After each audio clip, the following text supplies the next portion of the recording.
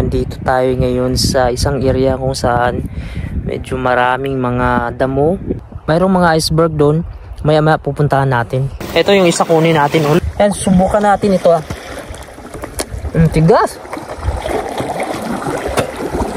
Yan, may nagsasagwan sa baba. Yan. Yan yung kayak dito. Ang oras pala natin, ayan yung oras natin, alas 7:44 ng gabi. Dito tayo ngayon sa isang area kung saan medyo maraming mga damo. Tapos may nag-iisang bahay dito banda sa gilid ng dagat. Ayan. So medyo kukunti lang yung bahay dito. Tapos sa gilid natin dagat. Mayroong mga iceberg doon. Maya-maya pupuntahan natin. Iikot ko muna kayo dito sa lugar na kinapuntahan. Medyo napakatahimik niya dito. Yung maingay lang dito yung hampas ng tubig ng dagat. Ayan. Medyo matastas dito na area. Mamaya ipapakita ko sa inyo kung ano yung itsura dito sa lugar na napuntahan natin. Tapos sa likod natin medyo yan yung bahay dyan. Ayan ang papunta city. So hanggang dyan lang yung mga bahay. Tapos merong sementeryo dun sa likod natin mga kabayan. Ayan sementeryo. Medyo maraming bahay na dun sa unahan.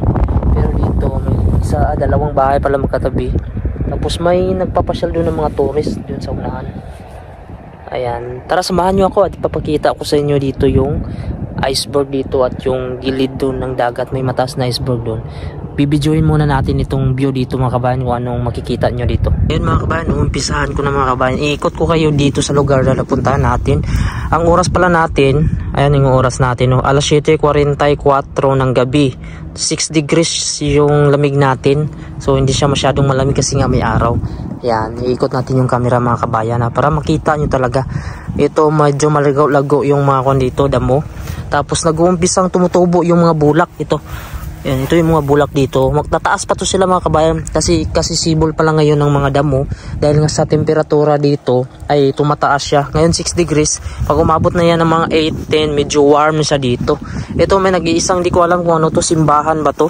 Parang may kawig siya sa mga Europe na mga lugar. Ayan. So ang una nating puntahan dito tayo. Doon tayo pupunta sa may yung iceberg na yun. Pupuntahan natin yung iceberg mga kabayan ha. Pero dito muna siguro tayo. Medyo gusto ko itong area na ito mga kabayan. Samahan nyo lang ako para may idea kayo kung anong lugar dito sa Greenland pag ganitong summer na siya. Pero malamig pa rin siya. Kaya nagja-jacket pa rin tayo. Ito yung mga daanan niya. Parang kapariho din sa atin tong mga damo na to. Hindi ko alam kung yung Carabao grass sa atin medyo malapad-lapad yung dahon na yun eh. Para siyang Bermuda. Pero mataas siya eh.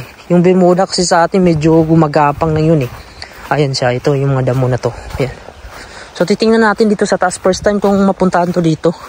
Medyo malawak-lawak din kasi itong lugar ng Nok. Ayan. So aakitin natin. Medyo maganda dito yung area. Medyo may lupa pa nga siya oh. Pwede sana mabuhay yung tanim dito. Kaso malamig talaga dito sa summer. Kasi umaabot sa ng 6 degrees, 4 degrees. Swerte na lang dito pag 10 degrees.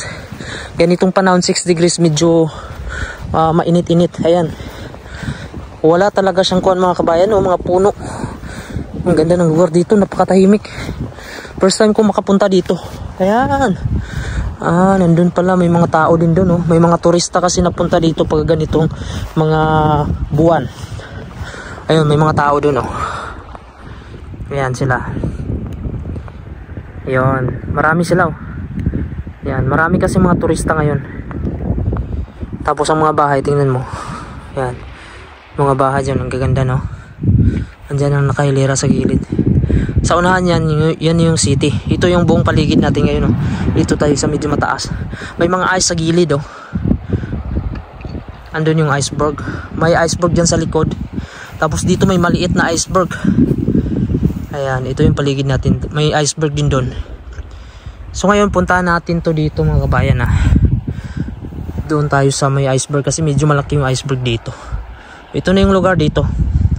May idea na kayo. Ayan, punta tayo dun sa baba. Tara, samahan nyo lang ako mga kabayan. Lalakad tayo. Sobrang ganda dito ng ano. Medyo may lupa siya dito. Medyo may lupa siya. Ayan. May mga kuwan pa dito. May mga butas-butas dito. Masarap dito mag-camping mga kabayan, no? Kasi medyo malawak yung area dito. Ayan, may mga butas dito. Ano kaya yan? Ayan. Yun na yung dulo. Bato. Dito sa gilid. May daanan dito. So, ang ganda ng view mga kabayan. No? Blue na blue talaga yung dagat. Oh. At saka yung tubig. Yung daanan dito. Ang linis. Oh.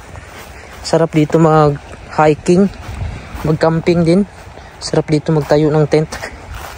Ayan. Ito na yung gilid. Ayan. So, ayan yung dagat. Napakalinaw ng dagat. May mga iceberg dun mga kabayan. Pupuntahan natin. Dito tayo daan sa gilid. Papakita ko sa inyo dun. Mayroong iceberg na malaki dun. Ito yung paligid natin. Sobrang ganda ang linis. Ayan yung sinasabi ko mga bulak. Tataasan na sila. Ayan yung mga bulak dito. Ang ganda. Yellow. May ibang kulay pa niyan mga kabayan. So tataas pa yan. Unti-unti na siya. Ayan. Tingnan nyo yung paligid natin. Napakaliwanag pa rin ng alas 7, mag alas 8 na. Punta tayo dun sa unahan.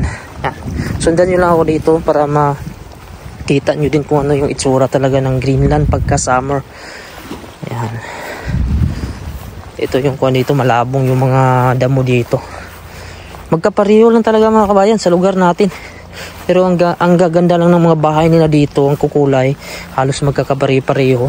Wala ka talaga nakikita dito na bahay na yung bubong niya, kuan, guys, sa atin yung mga sen.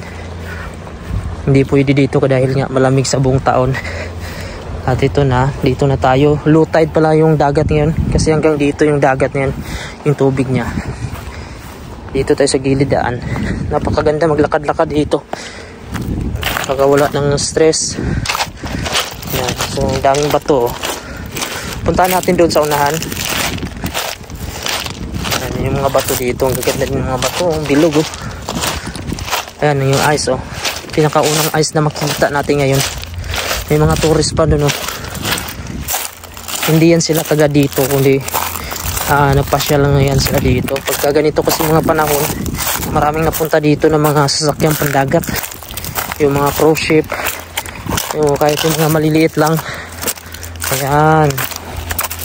Ayan pala yung ice mga kabayan. Hindi yan siya snow mga kabayan. Iba kasi yung snow, matutunaw kasi yung snow. Yung mga ice, yan yung sinasabi ko, mga ice, mga sa gitnang bahagi ng Greenland. Napapadpad kasi yan sila. Yan so, matigas yan mga kabayan. Hindi yan maalat. Mayroon pa dun sa unahan. Dun sa unahan mayroong iceberg dun. Ayun mga kabayan, sa likod natin may mga ice siya doon na mga maliliit lang siya. Papakita ko sa inyo, mayroon doong iceberg na medyo malaki sa likod niya. Tara, samahan nyo ako. Ayan mga kabayan, may mga iceberg dito na maliliit lang. Wala pa yan. Kasi dito sa Nok mga kabayan, may time dito na dumadagsa yung mga ice dito. Ayan yung ice. Mayroon doon sa likod. Pupuntahan natin mamaya. Ayan, ipapakita ko sa inyo yung ice na talagang iceberg na malapitan mga kabayan. Ayan, low tide ngayon. Ayan. Ito siya. Ayan. Parang ice lang din. Ayan. Ayan. Malamig lang. Matigas mga kabayan. Kala mo malambot yan. Matigas yan. Yan yung iceberg. Kala mo mababaw lang mga kabayan. Pero pag malalaki, tingnan nyo, halos kalahati yung bumabaon sa kanya. Pag mataas din siya, mababaw, malalim din yung kuwan niya mga kabayan, yung bumabaon. Yan, tingnan nyo yung ice, tunay na tunay. Yan, dami pa sa unahan. Tara, puntahan natin sa likod. Mayroong iceberg doon na medyo malaki-laki. Dito na tayo sa itaas mga kabayan. Kasi yung iceberg na sinasabi kong malaki, ayun, nagkakahiwalay-hiwalay na mga kabayan. Wasak-wasak na siya. Yan, nag-iipon pa yan mga kabayan kasi marami pang iceberg dito na napapadpad sa Nok. Kung napapansin nyo dun sa dulo, may mga maliliit-liit pa. Nag-iipon yan pag ganitong panahon na summer minsan. Maraming ice dito na pupunta. Yan, meron dito sa baba natin. Kaya ipapakita ko sa inyo ng malapitan mga kabayan. Dito na tayo sa gilid ng mga ice mga kabayan. Kung napapansin nyo, sobrang daming ice. May ice pa dito dinala mga kabayan. Kukuha tayo ng isang ice mga kabayan, subukan nating tikman. Ito mga kabayan, presko naman yung mga kabayan, malinis yan, hindi yan siya snow. Sasabihin ko kung ano yung lasa. Kukunin ko at papakita ko sa inyo ng malapitan. Ito yung isa kunin natin. Low tide ngayon umaabot yung tubig dito pagka high tide. Ipapakita ko sa inyo mga kabayan yung itsura talaga nitong snow na to. Snow, ice. Ito, dito tayo kukuha. Huwag sanang biglang tumaas yung tubig dito at saka mabasa tayo. Yan. So ito mga kabayan, yung ice na nakuha natin, oh. Sobrang tigas. Akala mo lang maliit sa malayo, pero malaki pala, oh. Yan, sobrang tigas, oh. Yan, subukan natin ito, ah. Tigas. Walang alat mga kabayan. Talagang iceberg freeze talaga. Parang ice lang din sa atin. Hindi talaga maalat. Wala, oh. Wala talaga. Sobrang tigas. Yan, sobrang tigas. Kaya ito yung bumasag doon sa Titanic. Ito yung mga ice. Yan. Tikman natin yung lasa. Hindi naman maalat. Para siyang ice din mga kabayan sa atin. Matamis-tamis. Hindi maalat. Yan. Ice kayo mga kabayan, no? Halo-halo na lang kulang nito, oh. Pang sahog. Yan. Ito pwede kang mag-rent dito mga kabayan ng kayak.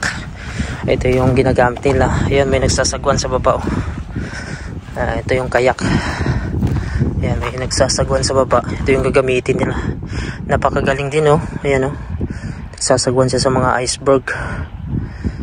Ang ganda din mga kabayan. Basta hindi lang malakas yung alon. Ayan. Ayan, dito sila mga tourist, oh. Nagre-rent yan sila.